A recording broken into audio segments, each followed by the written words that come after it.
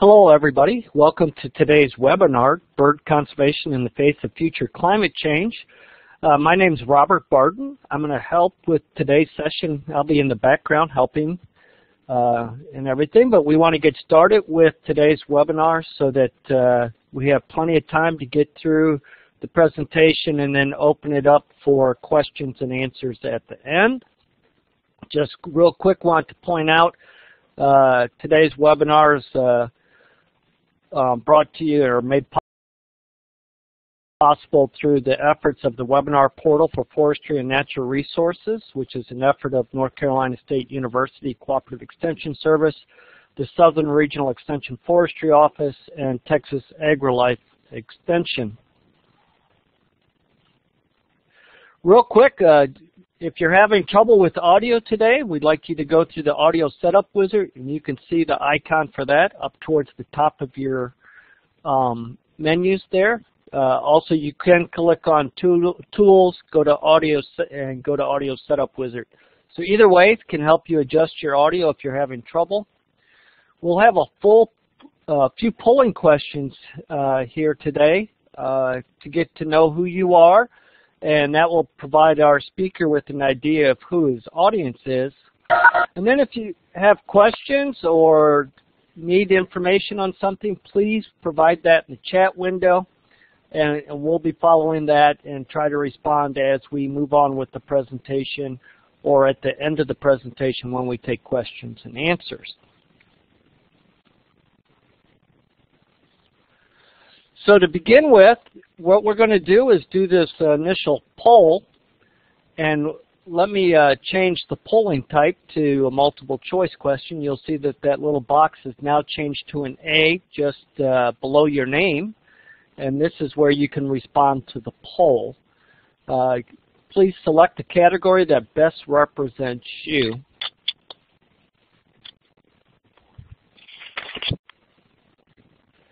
And as folks are doing that, please take a moment to do that. Noel, I see your question. Are the slides available on a web page for notes or downloading? And the answer to that is yes. If you go to the portal page where you joined today's session on the Sustainable Forestry Webinar portal, Sustainable Forest Roundtable portal, you will find them listed right below the words related files next to the image that's on that website. When they're doing a webinar. So if whoever's talking, if you could please mute your mic, I'd appreciate I'm that. not organized, so. Folks, when you respond to the poll, you need to do that right below your name. There's a little icon there and everything. In the chat box will not help us. So I'm going to publish those results up for our speaker. And as you can see, many of our folks are participating from government agencies, but we do have some landowners and some private natural resource businesses and a few others. Even a student I see had responded to the poll. So I'm going to clear those results for everybody, and we're going to move on to our next poll. At this time, if you could respond to where you're participating from, and these are based on the time zone.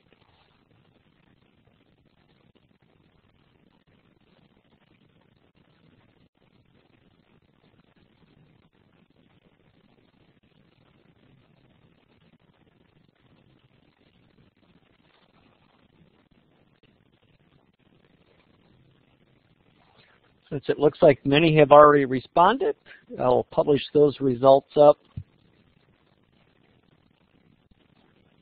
And as you can see, we have folks from all over the United States, dominated here in the Eastern time zone. But welcome to all of you, even those that are maybe participating from early morning on the West Coast. So thank you. And with that, I will be turning it over to our moderator today, Lori.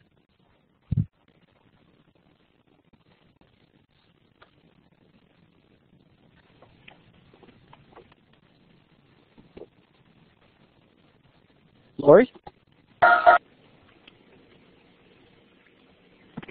Sorry, I had my. All right, sorry, I had my phone on mute. Sorry, can you hear me now? Yep. Okay. Hi, everyone, and thank you so much. Yep, we can hear you. Thank you so much for being here. We're excited to have you as part of participating in this webinar, and we're really excited to have Chad here as well. The Sustainable Forest Roundtable believes that better data leads to better dialogue and decisions, and it's through this webinar series that we hope to give you the information you need to make management decisions. Chad is with us from the National Audubon Society, where he's a spatial ecologist. He uses spatial data and analysis tools such as remote sensing and computer modeling to address the potential impacts of development and climate change on bird and wildlife populations.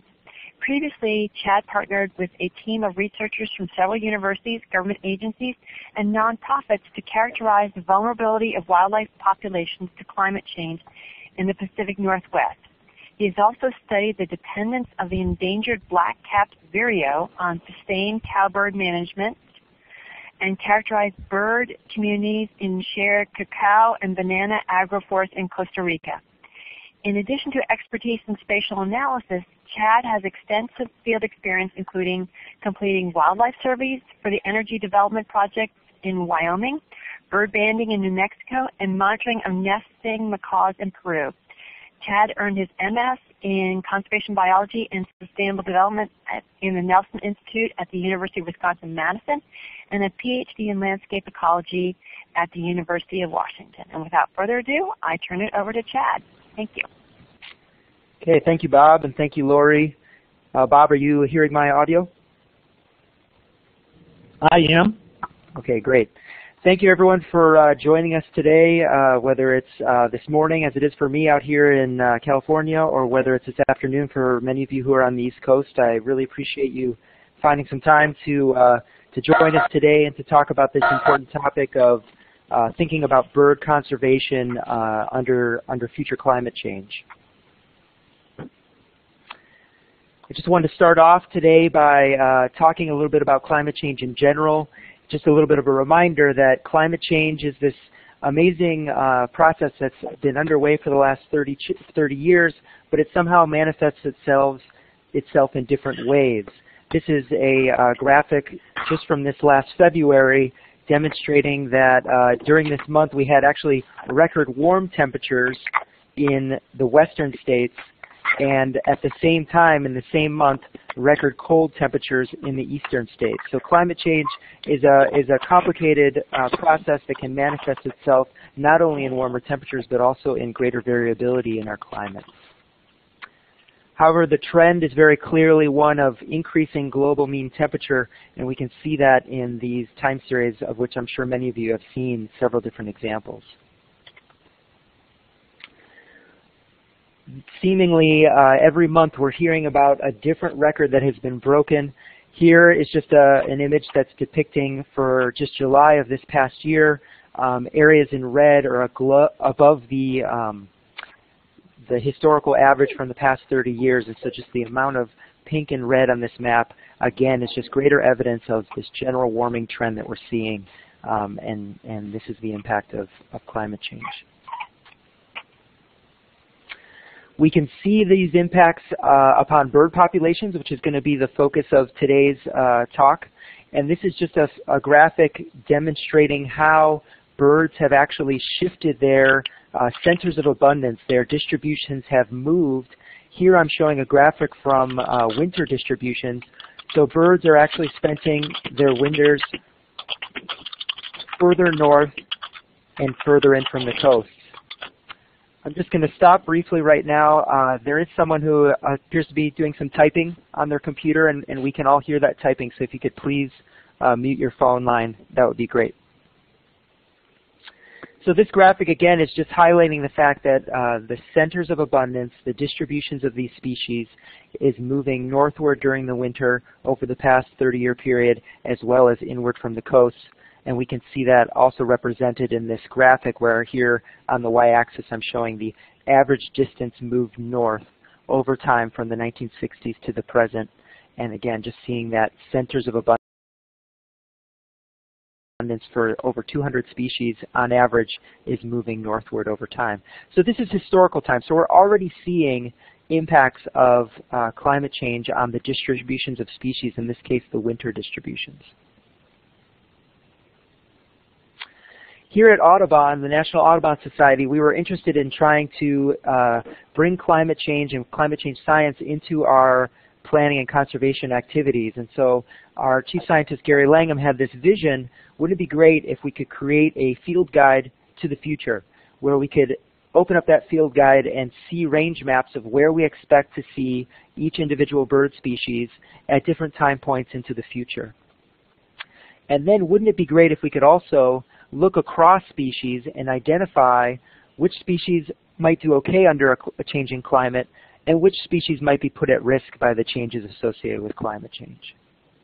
And then finally, wouldn't it be great if we could take all this information and translate it into recommendations for where we should be doing bird conservation, identifying areas that are likely to be important for birds, not only today, but also into the future under changing climatic conditions.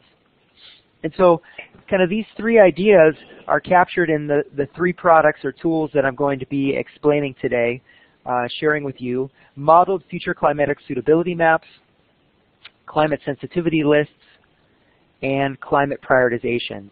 Each of these tools addresses each of the three topics that I mentioned earlier.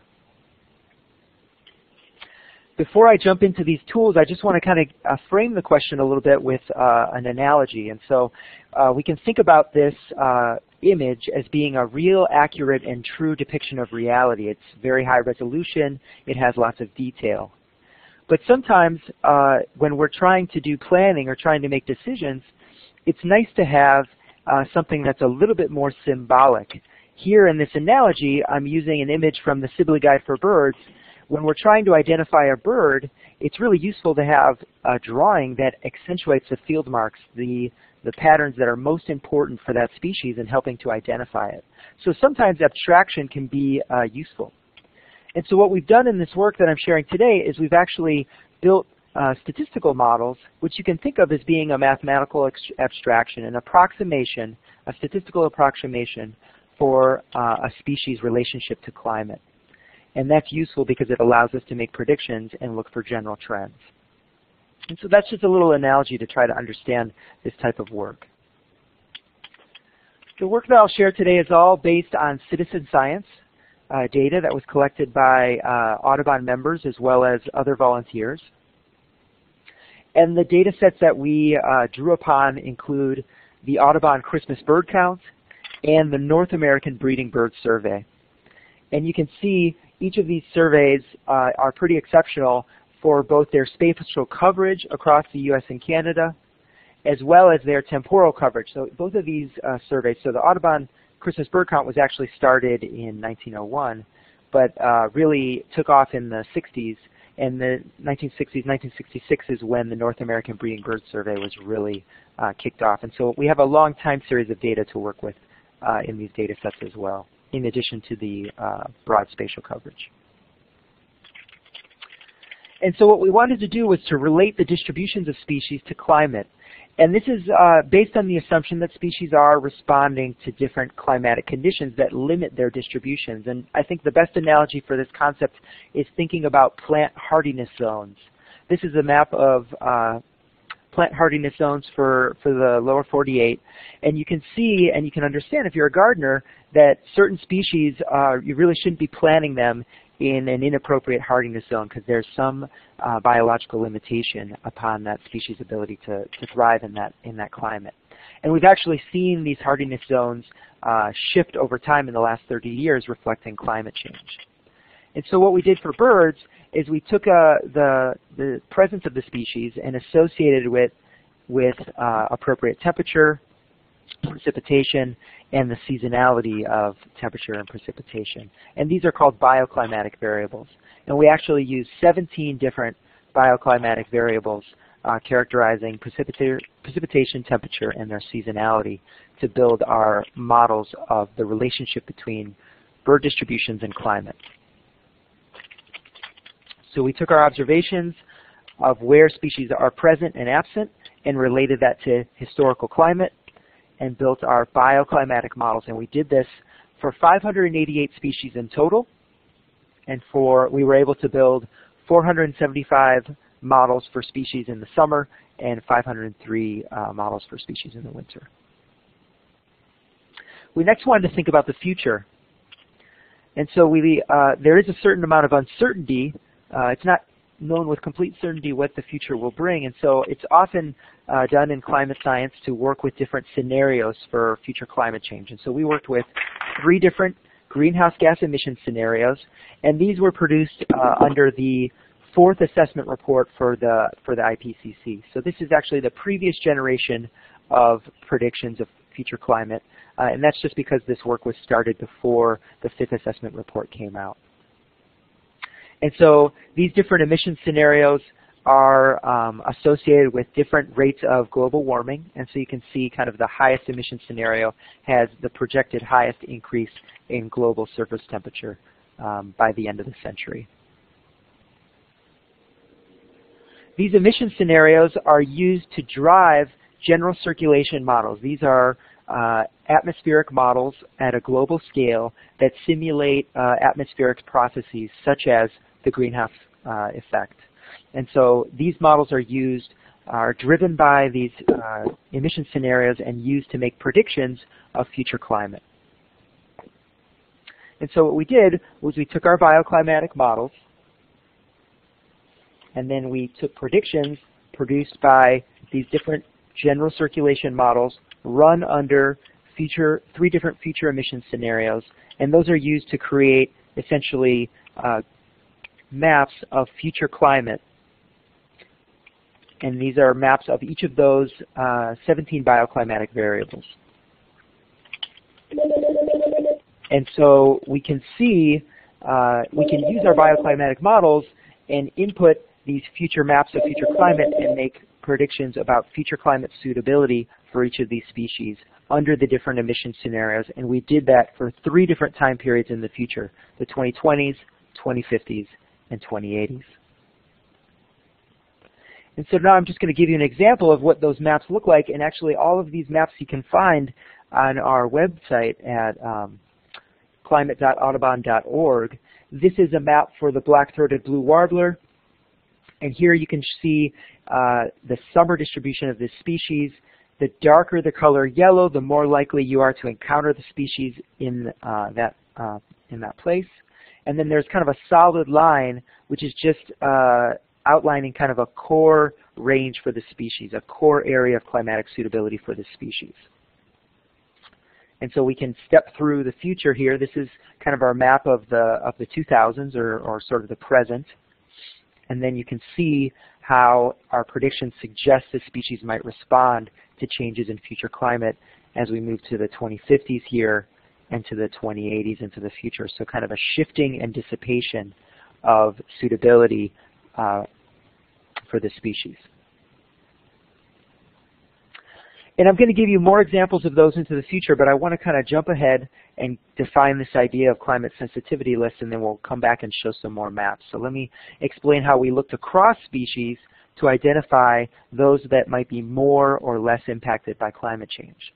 And so we classified species into 3 different categories based on their projected response to climate change, their projected impacts of climate change. And so I'm going to show several different schematics that have the same format, where the solid black line outlines the current area of climatic suitability, and then kind of this pink color is showing the predictions of the future. And so you can imagine a scenario where a species is predicted to actually expand upon its current distribution with changing climate, so it will actually benefit from climate change. Another scenario is that the future is shifted, and so some areas that are currently suitable will remain suitable in the future, and then there will be new areas that become suitable outside of the species' current range. And then finally, we can imagine a scenario where a species predicted area of climatic suitability decreases. And so here again, the solid line, much of the area that is currently suitable for the species is no longer suitable, and so we just have a subset of pink in the future. And so each of these scenarios we refer to as climate stable, climate threatened, and climate endangered. And we've classified our 588 species into each of these groups. And so 274 species were climate stable, 188 species were climate threatened, and 126 species were climate endangered. About half, 314, fell into the category of either threatened or endangered. And so let's go back to a few of those examples. This is the one I shared with you earlier. Black-throated blue warbler is classified as climate threatened.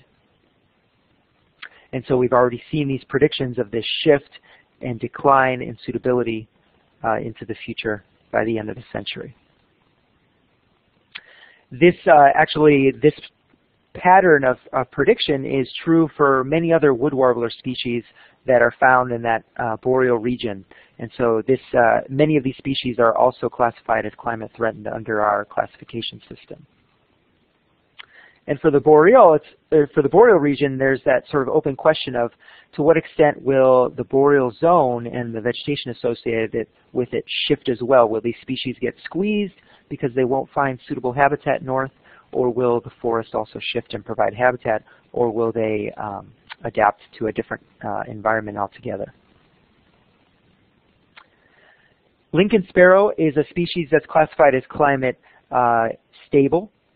And so this is just slightly different. We have a much broader summer breeding distribution for this species, and so there's less of an impact modeled here. And so the shifting to the 2020s, 2050s, and 2080s. You still see that shifting north, but because the distribution overall is much broader, there's less of an impact on that current range.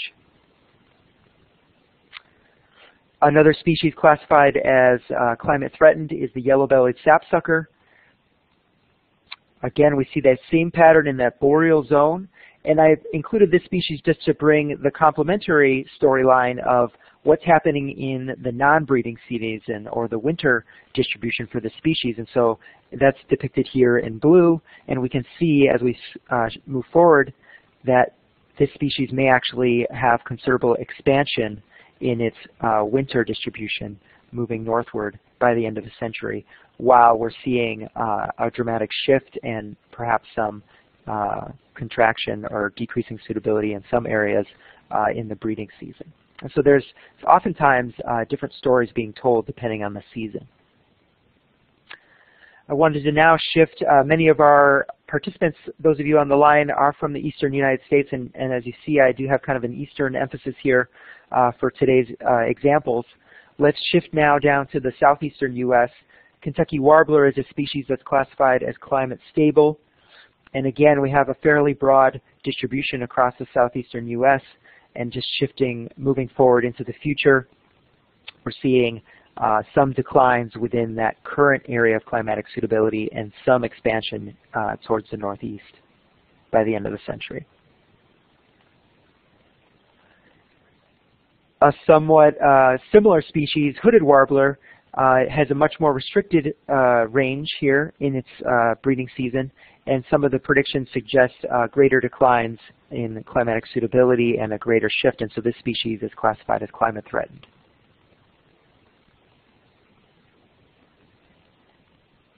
And then my final example is the brown-headed nuthatch, which is actually classified as climate endangered. A much even more restricted distribution here into the southeast. This species is non-migratory, and so we're seeing green here because that's areas that are suitable for both summer and winter. And in particular, seeing some shifting northward, but also declining suitability for this species in the area that's currently suitable.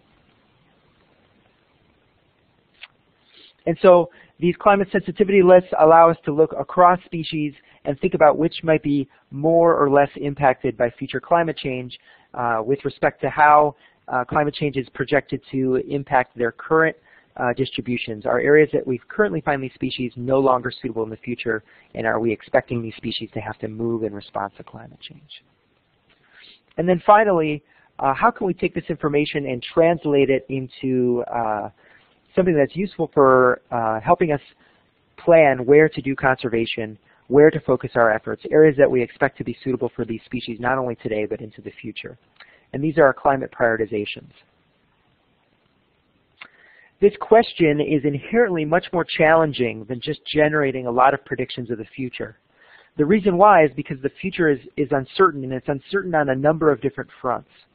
We don't know with complete certainty how much greenhouse gases that people will emit into the atmosphere. So that's why we have these different emission scenarios.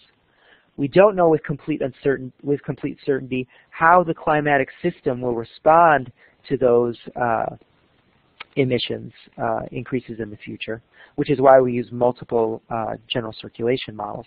And then finally, and this is kind of less talked about, we don't know with certainty how birds will actually respond to these changes in climate. And so we tried to look at these and incorporate these different sources of uncertainty explicitly into our tools. I want to talk about that last source of uncertainty in a little bit more detail. How will birds respond? We can kind of imagine using this figure different ways that birds might respond to climate change, and it depends on their tolerance of new climates, which is depicted on the x-axis, and their ability to colonize new areas, which is depicted on the y-axis. So we can imagine a scenario where a species is relatively intolerant of different climatic conditions and is similarly not very mobile or not very able to colonize new areas. And these species we would expect to kind of suffer in place, stay where they are, likely see declining populations and a declining distribution as they make do with deteriorating conditions.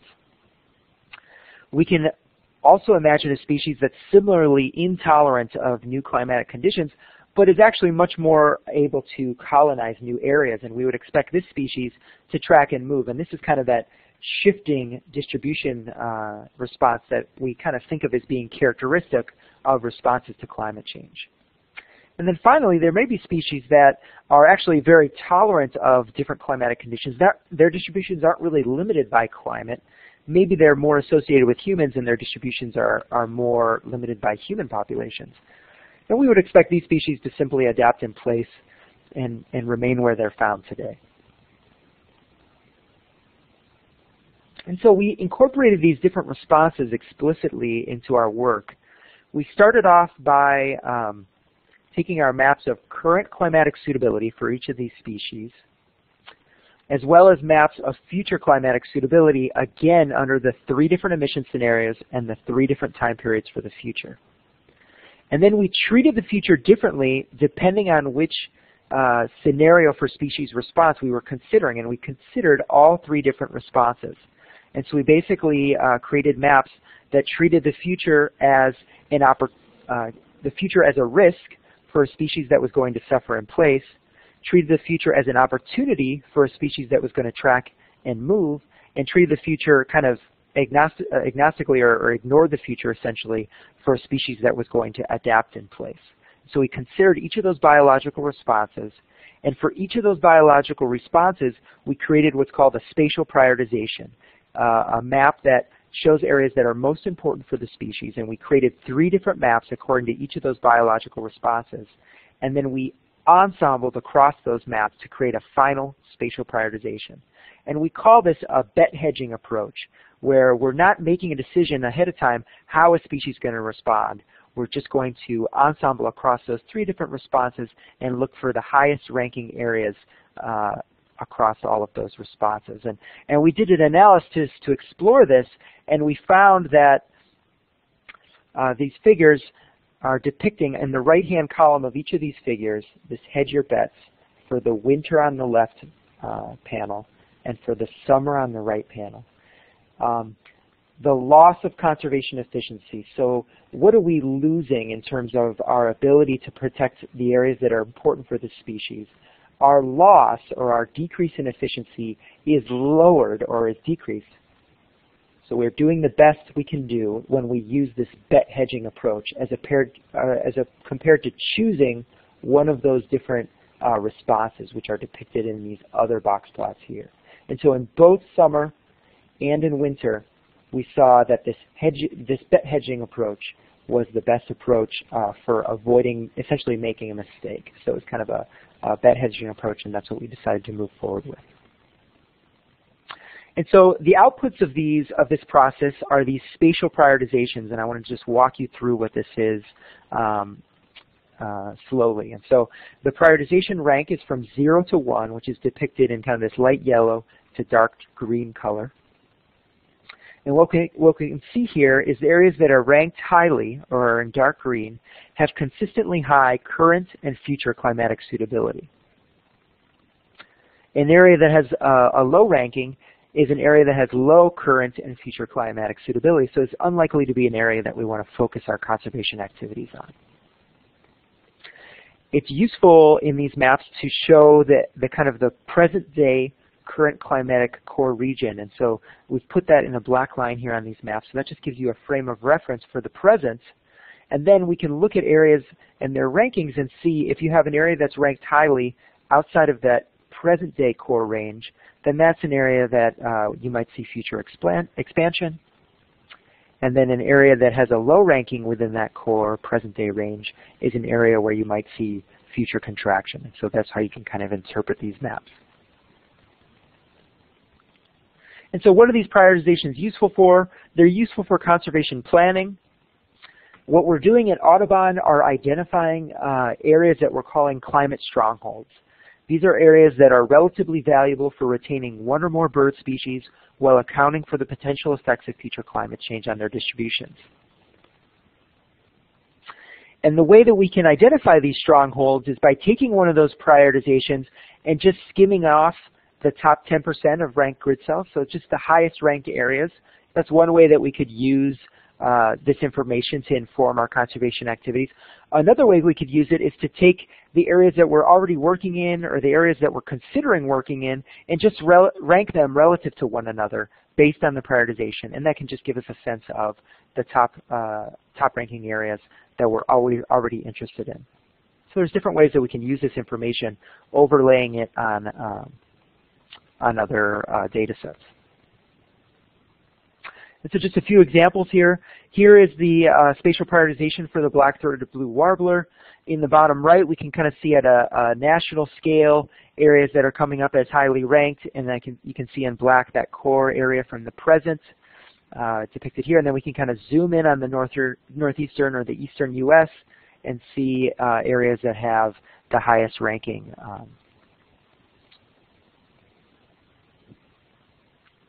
Here's another example from the Kentucky warbler. Again, in the bottom right-hand corner, you're seeing kind of that continental view. And then here, zoomed in the southeastern U.S., you can see some of the spatial variability in the ranking across the region. And then here is brown-headed nuthatch. Again, that same continental scale in the bottom right, and then a more nuanced scale when we zoom in to the southeastern U.S., areas of relatively high and low ranking. We can also build these prioritizations not for single species, but for multiple species. This is a prioritization that was based on 85 different forest bird species that were used in a process that was completed by Audubon focusing on protecting forest habitats in the Atlantic flyway, eastern forests. And so again, you can see this ranking at this sort of national or continental scale in the bottom right, and then we can zoom in on the southeastern U.S. and see the relative scores and highlight areas of importance. We actually use this prioritization in combination with a map of forest blocks. So areas of contiguous forests that were identified by a separate process looking at land cover.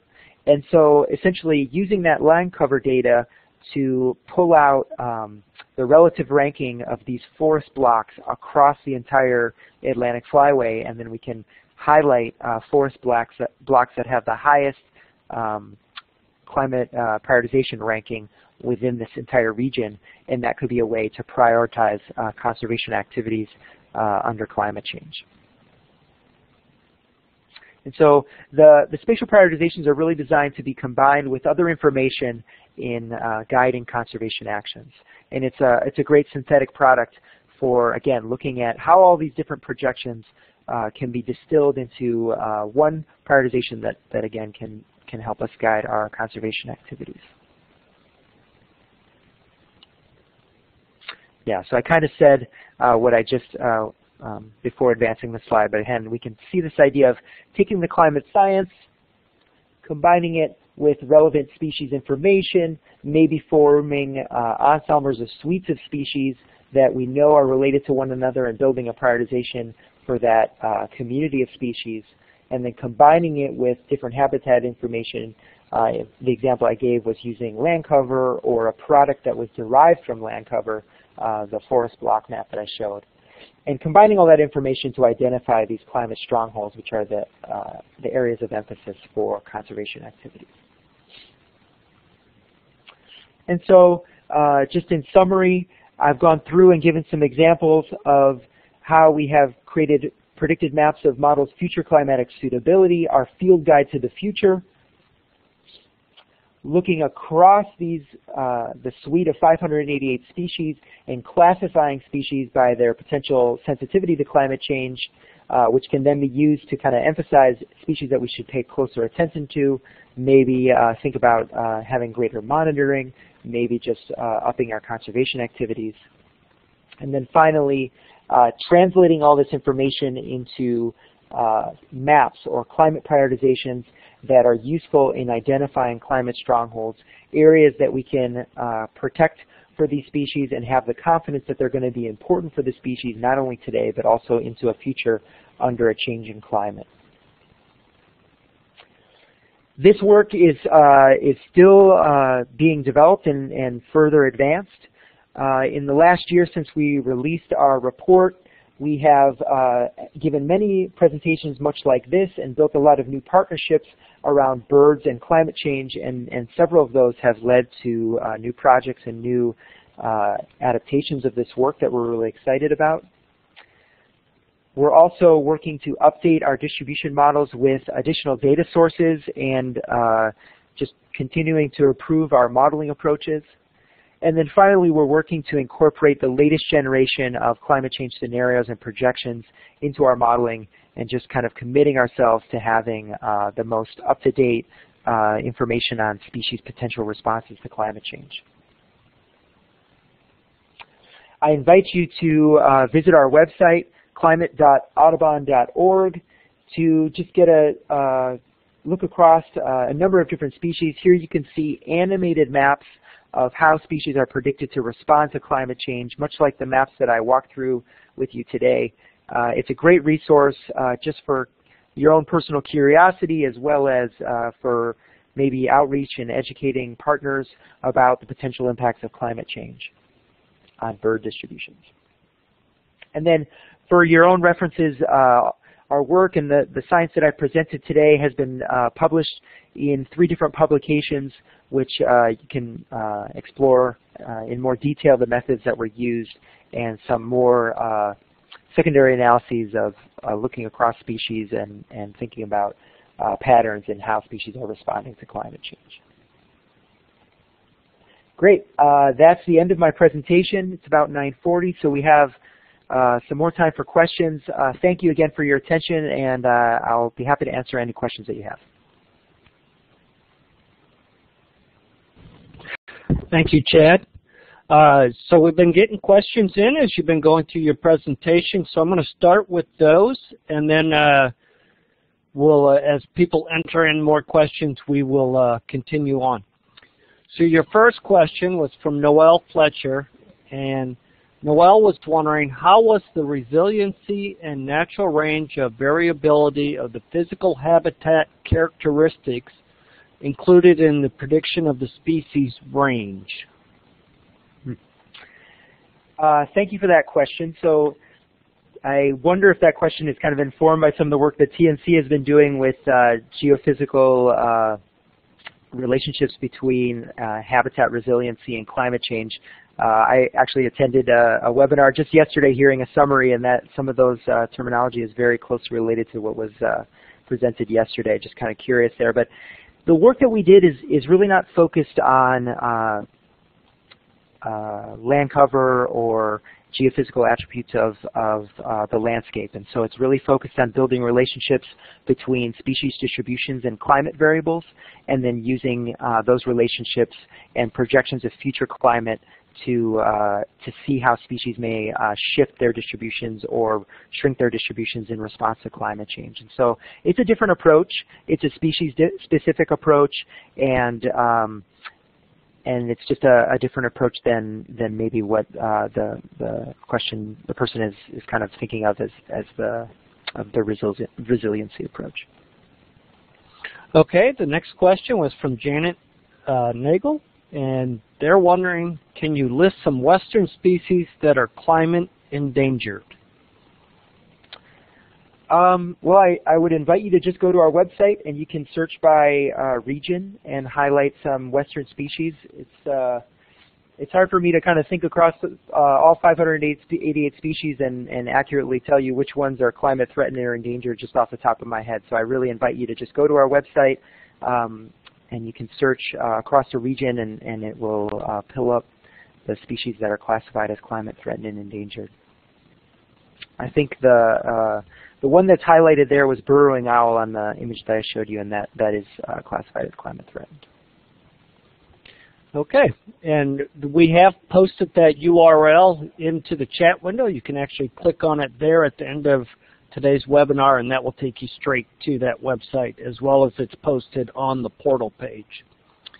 Our third question came in from Kyle Meister, and they're wondering, do the models take into account changes in forest fire frequency or forest tree species composition? So the models that we built are entirely based on climate, and so to the extent that the distribution of tree species or the shift in the frequency of fire, to the extent that those things are directly related to climate, which they are, those are certainly incorporated into the analysis in that same relationship.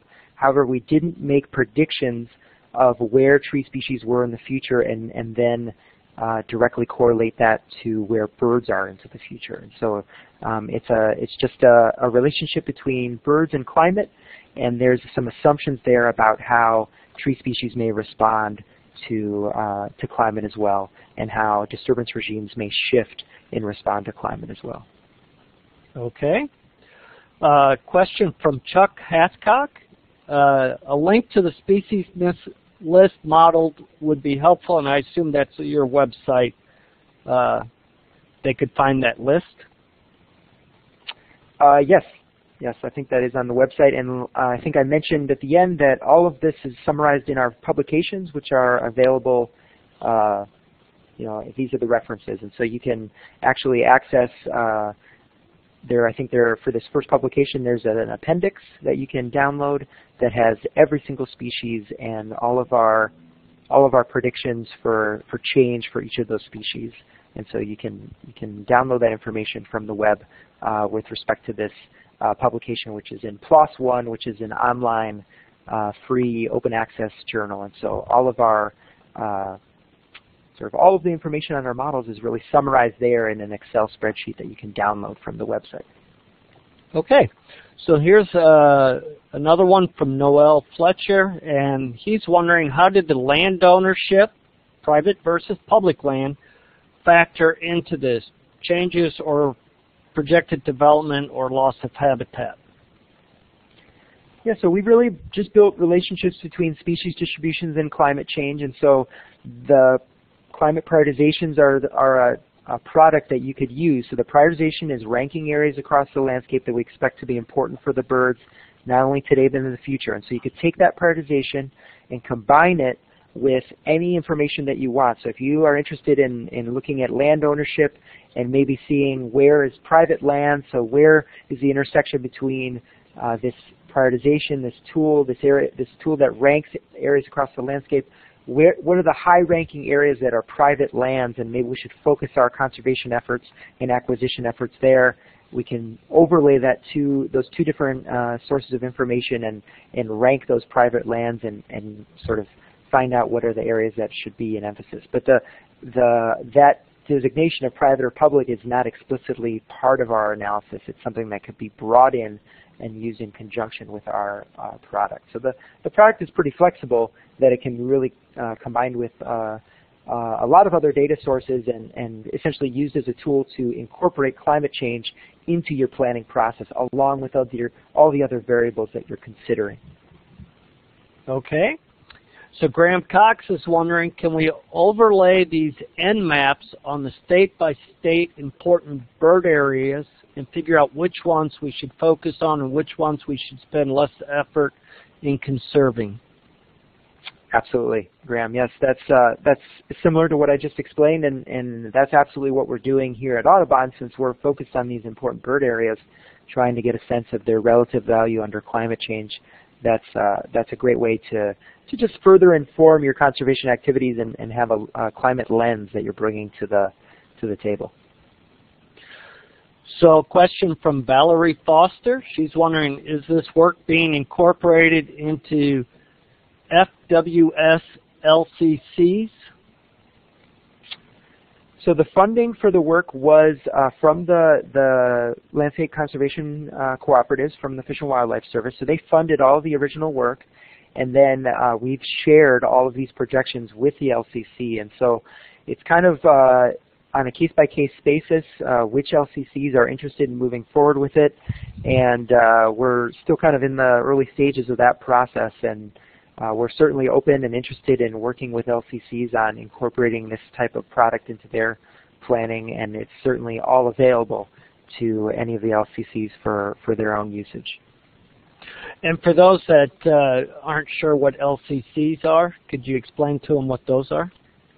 Well, LCC stands for Landscape Conservation Cooperative. It's a program within the U.S. Fish and Wildlife Service that is basically just a network of regional landscapes that are trying to coordinate science within those regions at a landscape scale. So they're basically funding work that brings together partners from universities, federal and state agencies, and nonprofits or other scientific organizations to conduct research that has a landscape scale, and then to share and disseminate that research within the LCC, within the Landscape Conservation Cooperative. And so they are a great funding source, and like I said, they funded this work, and then they are also a way to disseminate the information and put it into action.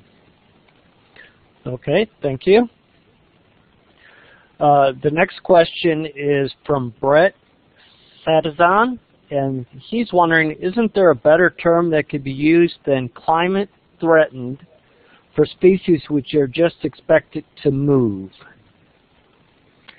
Yeah, there's certainly a lot of debate on the terminology that we used, and some people like it and some people don't like it. And so I appreciate your comment. I think the question that we brought to that issue of climate threatened is, yes, it's true that many species may be able to move, but it's not necessarily clear the extent to which the habitats that they need and the resources that they need will be able to move at the same pace as is projected by these predictions. And so there's a reason to pay attention to those species in particular and to consider them a source for attention, as opposed to kind of, I get the sense, the way you've turned it there, they're just going to move, kind of implies that there's no reason to pay attention to those species. And I would state that there is a reason to pay attention to those species, because we're not sure that the habitats that they need will move at the same pace as predicted by climate. So as I mentioned earlier, they might get squeezed by climate and habitat not moving at the same pace. And so that was why we wanted to call attention to those species, and we chose climate threatened. We thought that was an appropriate term because it highlighted an importance for attention, but there certainly are other terms that could be used, and I think you could use a different term if you wanted to. Okay, here's a question from Jessica Rhodes, and she's wondering, are the species model layers and data available for download in shapefile or other geographic format? Yes, the predictions are available on a resource called ScienceBase. And so you can just go to the website for ScienceBase and search for Audubon climate models, and you can download a given species predictions there. Okay. Next question is from Noel Fletcher, and he's, sorry, it isn't a question, just a comment. It says, no, just a biologist on the ground in Arizona in a frequent fire ponderosa pine ecosystem. So somebody must have asked Noel who he was. So let's move on to Michelle Vanstrom. Michelle is wondering, how can the landowner suburban/rural, plant for these predictions? Do we plant border zone hardy native trees and shrubs? Perhaps an approach might be to encourage block planting. Thank you for that question. I'm going to be honest and say that that's moving a little bit outside of my expertise. However, I do know that Audubon has a program on eastern forests where they're working with land owners to develop climate-smart strategies for managing their forests. And so if you'd like, I could follow up, or you could send an email. I think I included an email at the end here. You could send us an email outlining your question, and I could point you to a person that would have more detailed responses for you on that specific management question. Okay, thank you. And here's one from Sarah Gonzalez, and she's wondering, can we predict how climate-stable species will be affected by climate-threatened species moving into their ranges? That's a great question. So that's kind of a general question about how will communities be impacted by climate change. We did do some analyses looking at species turnover and how communities might change with respect to climate change, but I think it's really kind of an open question and really hard to predict how those shifts in community assemblages will potentially have negative impacts on some species and benefits for other species. It's a great question. It's also very challenging to answer, and I do know that there is some research that's beginning to explore that, but it's certainly not at the scale of that we were trying to work at, which is sort of looking across the continent and trying to understand how species might respond across the continent. Oftentimes when you're looking at those very specific community-based responses, you're looking at a much more narrowly focused question on a very specific community and thinking about the relationship between species in that community. And so I think it's a great question. It's certainly an area that requires further research, and yeah, I think maybe in a number of years we'll be able to address that at this scale more appropriately. Okay.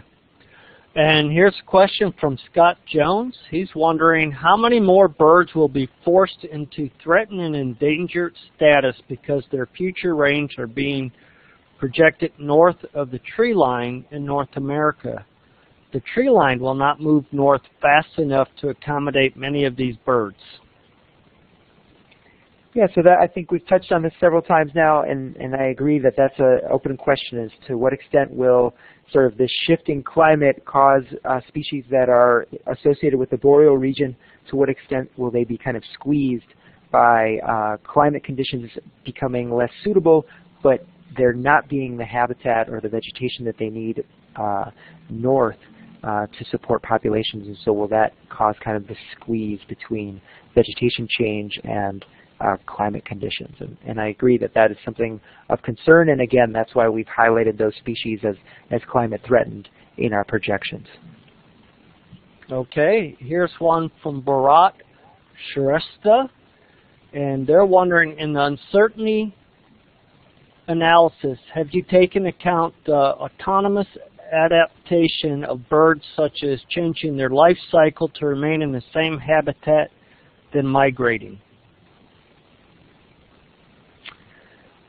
And so we included the idea of species adapting to changing climatic conditions in when we built our spatial prioritization. So you recall that I went through kind of that figure of kind of a box figure where we're looking at different species' responses to climate change, and one of those responses was that a species could adapt to changing climate conditions. So we considered that response when we prioritized areas across the landscape for conservation. And so that's the extent to which we've considered adaptation to changing climate conditions in our analysis.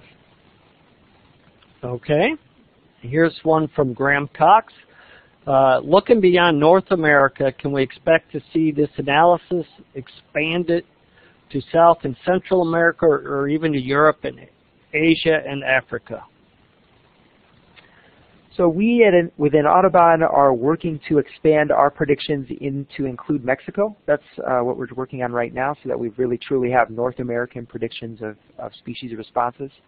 And then at an international scale, our partner, BirdLife, which is an international organization that's essentially a network of bird conservation groups across the world, BirdLife is actually also doing some similar modeling at a continental scale. So they haven't completed their work yet, but they've started building models for the Americas.